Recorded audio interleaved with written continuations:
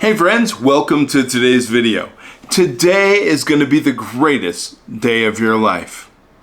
Today we're going to talk about a question I get asked quite often. How do I become great at this one thing? And you know what? I've broken it down into 3 easy repeatable steps that I think will help you become an expert in any field. Step 1, master the fundamentals. Now, first things first, you need to figure out the 20% that'll drive 80% of your results. This is based on the, Pareto principle, the 80-20 rule.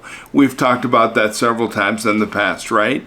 And you know what? It does apply to nearly everything you do. And to become great at something, you must identify 20% of the actions that will give you 80% of your results. And we focus there. So take writing as an example. Editing is 20% that drives 80% of your results. Ernest Hemingway famously said one time, "The first draft of everything is shit."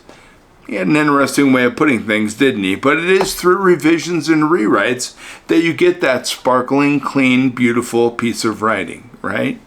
And similarly, you're going to see the 80-20 rule crop up in virtually every field. So focus on figuring out where the 80-20 is in your pursuit that you're trying to become an expert in. And again, focus there. Step 2, set up a feedback system. Now, you can't become an expert in anything unless you receive feedback that will help you get better, right? And I did a video on feedback a few weeks ago, and you can look it up on the channel here. It's definitely in the playlist, but it was called Getting Happy About Feedback or something similar to that, but it was a great video, and it'll help you set up a feedback system that's effective for you and your pursuits. Now, feedback can come in many forms, as I said then, such as criticism or even opinions from friends and family. And the key is to have a consistent system of feedback and evaluation on your performance. Now, this will help you iterate and improve. Many people make, a mistake, where they either don't receive feedback due to fear of criticism, or they receive it, but they refuse to listen to it because they have an ego. So a good coach can help you with this by pointing out if you're protecting your ego or ignoring proper feedback. I use my spouse as my coach. Find somebody you trust that you can talk to that'll give you some honest opinions about what it is you're attempting to do, and work with them. Make them part of your team, right? It'll help you to be amazing. And remember, be realistic and honest about the criticism that you receive. Now, another step that I'm going to recommend is to iterate for 500 to 1,000 hours. The harsh truth is there are no shortcuts to becoming The harsh truth is there are no shortcuts to becoming an expert in anything.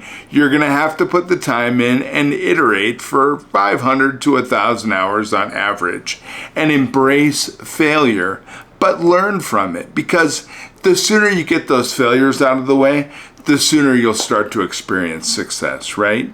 And don't fall for the myth of overnight success stories. It's a bunch of crap. It does happen. It's on YouTube. I hear it all the time. Yesterday I only had $5 in my pocket. Today I have $10 million.